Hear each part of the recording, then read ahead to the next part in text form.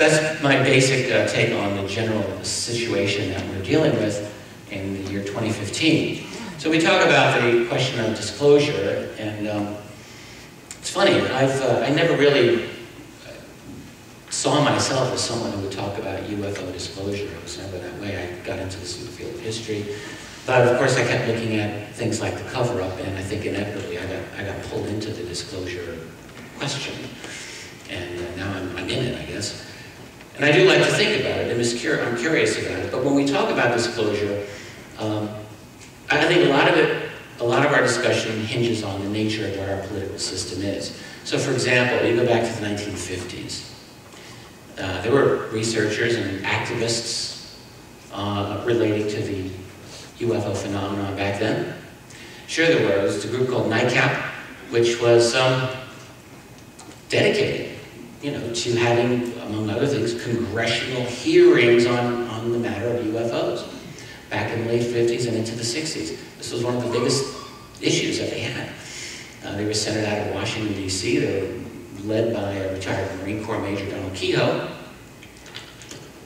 And it was an important issue. And there were several times when NICAP thought they were going to be able to have congressional hearings.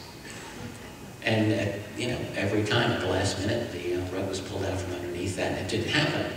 But in that world, in the world of the late 50s, it's not hard to see that people could believe that congressional hearings was the best way to go.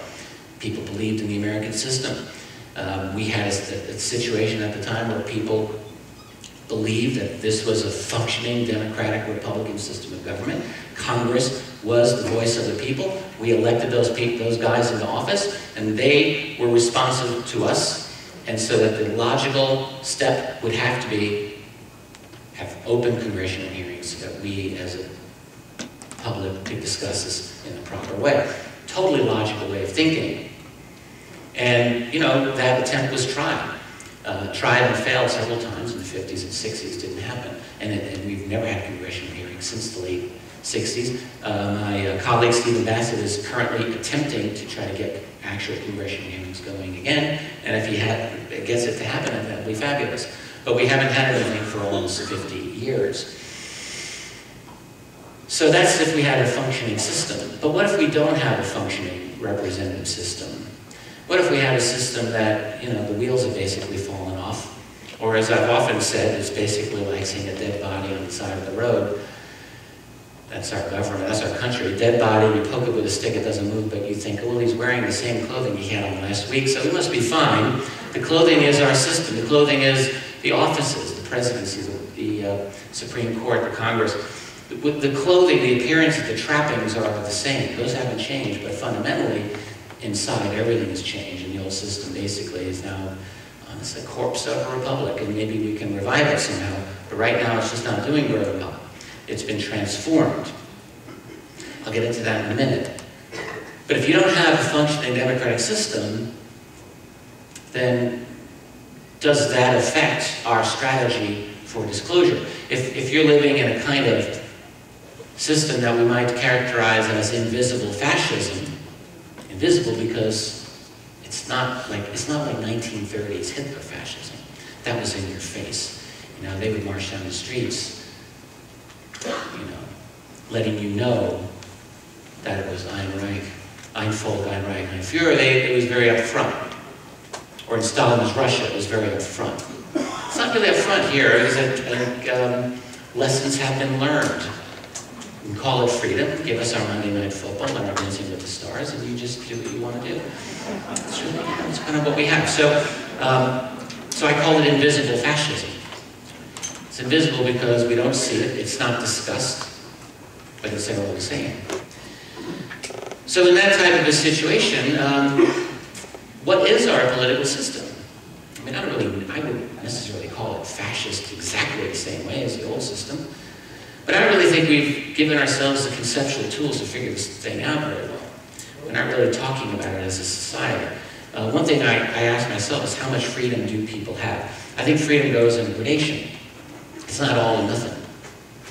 We can say we have a free society, but I think that's a little simplistic. So we have some freedoms and we have other things where we're not free, and it moves on a spectrum. And I think it's always been like that. So it's just helpful for us to think these questions through. How much freedom do we have in our world today? So with that said, I want to talk about why or how the cover-up works, in my own opinion, particularly in an international manner. Wondered about this for a long time, because we realize the UFO phenomenon is not simply United States, it's global. So you would ask yourself, well, what's stopping other countries from disclosing the truth? Why wouldn't they? Well, let's talk about that.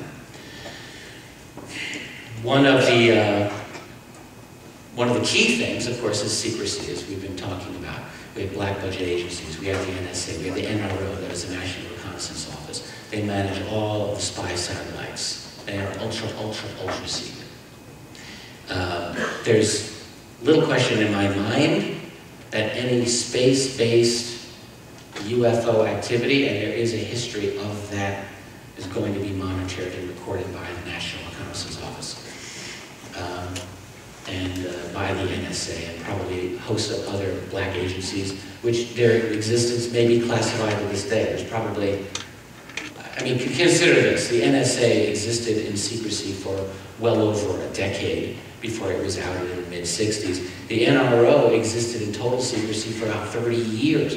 No one knew it existed until around the year 1990 or so. It actually would have been a felony to mention its existence on the floor of Congress up until around 1990.